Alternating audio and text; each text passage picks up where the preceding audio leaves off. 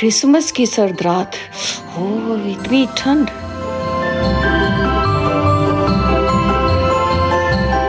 प्रिय श्रोताओं, मैं आज आपको एक परिवार में लेकर चलना चाहूंगी। आज यहाँ पर प्रभु यीशु मसीह इनवाइटेड हैं। हम चलकर देखते हैं कि ये लोग कैसे क्रिसमस को सेलिब्रेट करते हैं।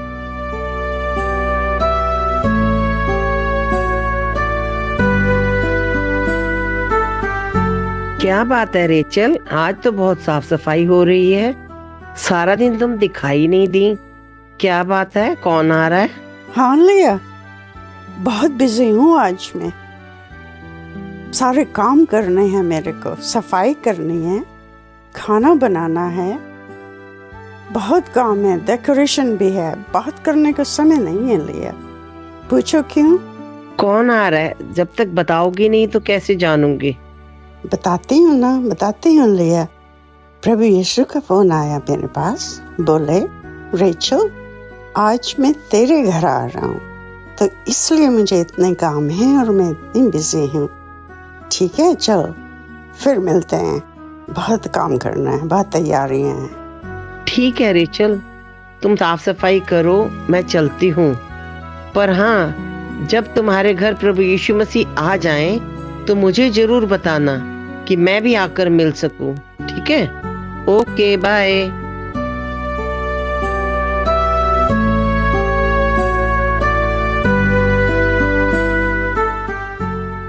रेचल तो प्रभु यीशु मसीह के आने की तैयारी में लगी है। हमने देखा रेचल के पास बात करने का भी समय नहीं है। परंतु ये कौन रेचल के घर की ओर आ रहा है? ओह, ये तो रेचल की फ्रेंड सीमा है।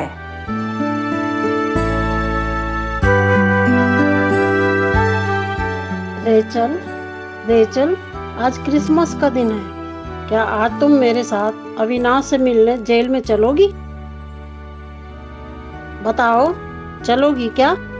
अरे सीमा, मैं चलती जरूर तुम्हारे साथ, पर आज मुझे बहुत काम है, मैं बहुत बिजी हूँ। देख रही हो ना, मेरे घर प्रभु यीशु ने आना है, तो मुझे बहुत काम पड़े हैं। सॉरी हैं, आज नहीं जा सकती। चल फिर। अच्छा ठीक है, मैं तो चलती हूँ।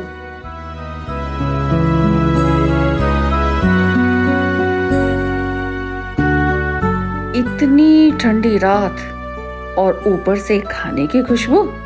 रेचल के गेट पर ये कौन है? ये तो कोई बालक नजर आता है। इसके चेहरे पर कितनी मासूमियत नजर आ रही है। लगभग 15 साल का दिखाई पड़ता है।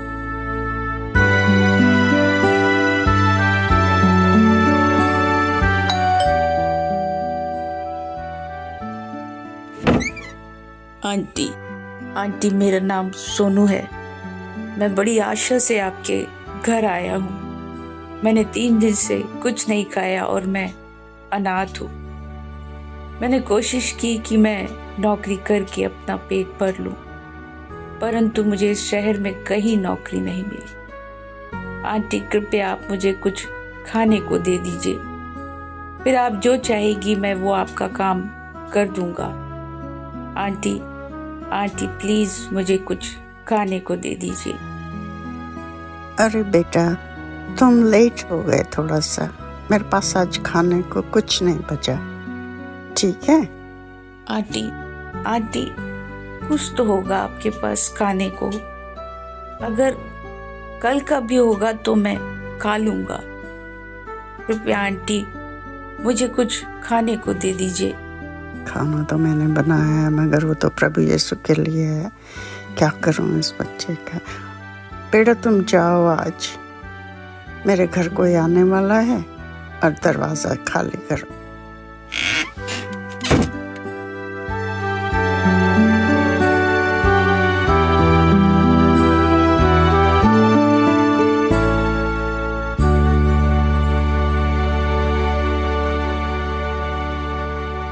ये बालक तो उदास और मायूस होकर चला गया। रेचल ने घर तो बड़ा सुंदर सजाया है। ये लाइटिंग, ये स्टार डेकोरेशन, ओह, ये तो देखते ही बनते हैं। रेचल बड़ी उत्सुकता के साथ घर के चक्कर लगा रही है। उसे प्रभु के आने का इंतजार जो है।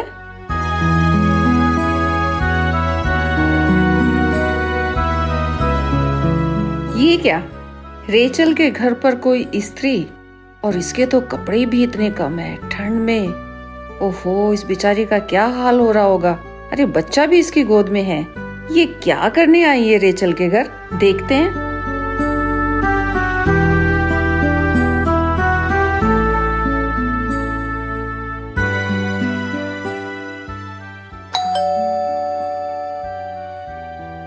अरे फिर दरवाजे पे नॉक के देखो तो सही, कहीं प्रभु यीशु तो नहीं है। देखती हूँ कौन है।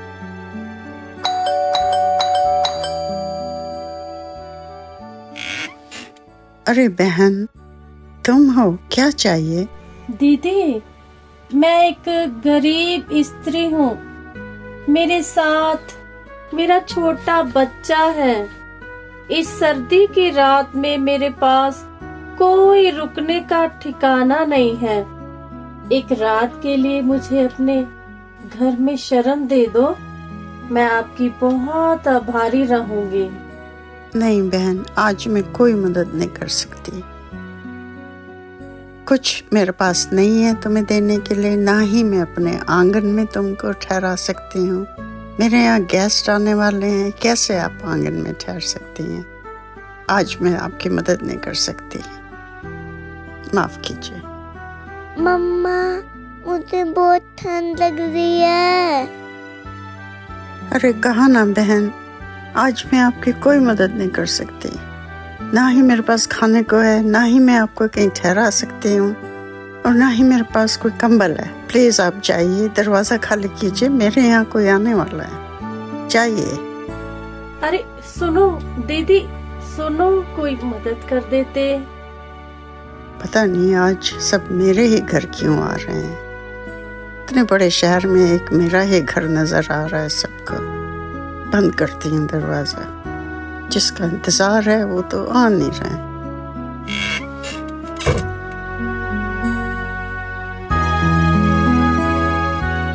रेचल ने इस गरीब स्त्री की कोई सहायता नहीं करी। अब तो रात भी काफी बीत गई। रेचल को जिसका इंतजार है वो तो नहीं आए, परंतु हमें फिर भी रेचल के घर पर कोई दिखाई दे रहा है। ये तो बहुत बूढ़ा व्यक्ति है, लगभग 80 या 90 साल का। अरे ये बेचारा इतनी ठंड में, और वो भी इतनी रात गए, ये रेचल के घर पे क्या कर रहा है?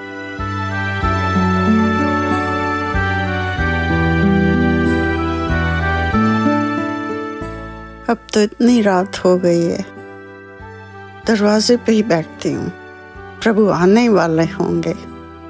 खाना भी तैयार है, सब डेकोरेशन बेस, सब कुछ। पता नहीं क्यों प्रभु नहीं आए। अरे नोक हो रही दरवाजे पे, देखती हूँ शायद प्रभु आ गए हैं। अरे बाबा, आप इतनी रात को क्या चाहिए आपको? बेटा, मेरी सहायता करो, मैं बहुत बीमार हूँ। बाबा, मैं डॉक्टर थोड़े ही हूँ जो मैं आपकी कोई दवाई किससे मदद कर सकूं। बेटा, मैं जानता हूँ तुम डॉक्टर नहीं हो, तो मुझे कुछ खाने को या पीने को पानी ही दे दो, मुझे थोड़ी राहत मिलेगी। आप किसी डॉक्टर के पास जाइए, वो आपकी मदद करेंगे। दिन हो जाने तक मुझे शरण दे दो, मैं फिर चला जाऊंगा। बेटा, मैं बहुत बीमार हूँ। बाबा नहीं, कुछ मैं आपकी मदद नहीं कर सकती। आप प्लीज दरवाजा छोड़ें, हॉस्पिटल चले जाइए, वहाँ आपको खाने को भी मिल जाएगा और पीने को भी मिल जाएगा।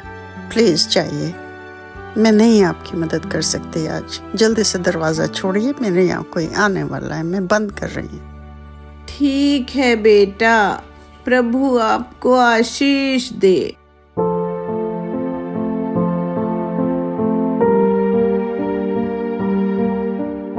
रेचल बहुत दुखी नजर आ रही है और फोन पर किसी से बातें भी कर रही है।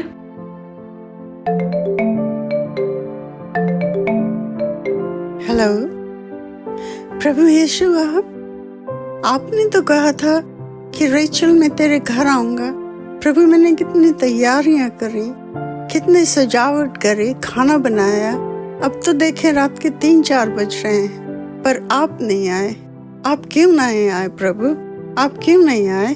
रेचल, रेचल, सुनो सुनो, मैं 4 बार तुम्हारे घर आया, पर तुमने मुझे अंदर ही आने नहीं दिया। याद करो उस छोटे लड़के को जो भूखा था।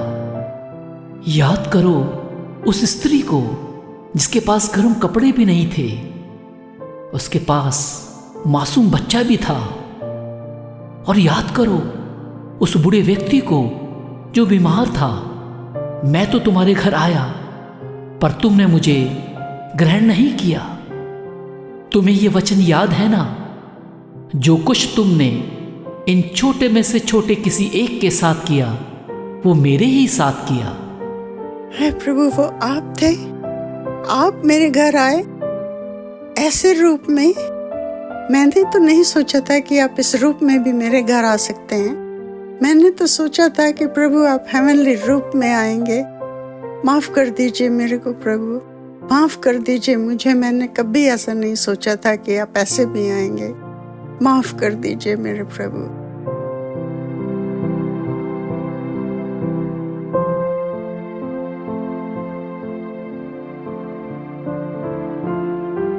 प्रिय श्रोताओं, देखा आपने, प्रभु यीशु आपके और मेरे घर इस रूप में भी आ सकते हैं, जिस तरीके से रेचल के घर आए।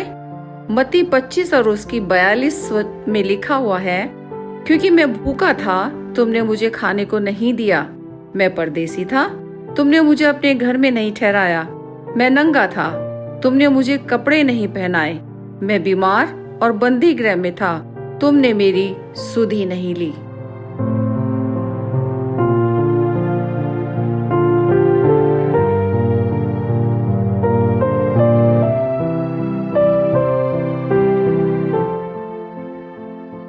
प्रिय भाइयों और बहनों, मैं आपके सामने यूहन्ना रचित सुसमाचार उसका 3 अध्याय और उसकी 16वीं आयत पढ़ना चाहती हूँ, जहाँ वचन में इस प्रकार लिखा है, क्योंकि परमेश्वर ने जगत से ऐसा प्रेम रखा कि उसने अपना इकलौता पुत्र दे दिया, ताकि जो कोई उस पर विश्वास करे वह नाश न हो परंतु अनंत जीवन पाए।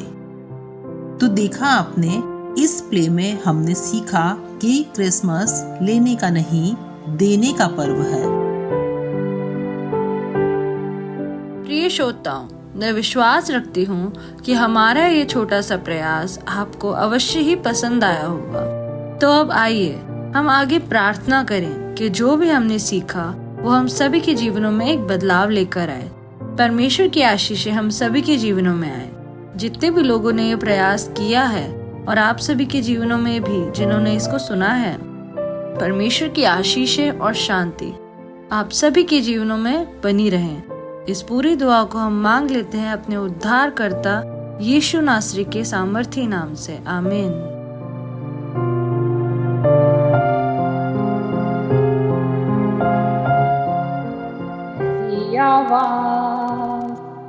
दी आवाज फरिश्तों ने ज़मीं के लोगों को, उतर आया जहां में आज खुदा इंसान बन के, है दी आवाज। जो बैठे हैं अंधेरों में वो आए रोशनी ले ले, गमों में रहने वाले जिंदगी की हर खुशी ले ले। जो बैठे हैं अंधेरे में वो आए रोशनी ले ले, गमों में रहने वाले जिंदगी की हर खुशी ले ले। वो आया है खुदा इंसान मेहरबान बन के, है दी आवाज फरिश्तों ने ज़मीं के लोगों को, तर आया जहां में अब खुदा इंसान बन के। है दी आवाज फरिश्तों ने ज़मीं के लोगों को, उतर आया जहां में अब खुदा इंसान बन के। है दी आवाज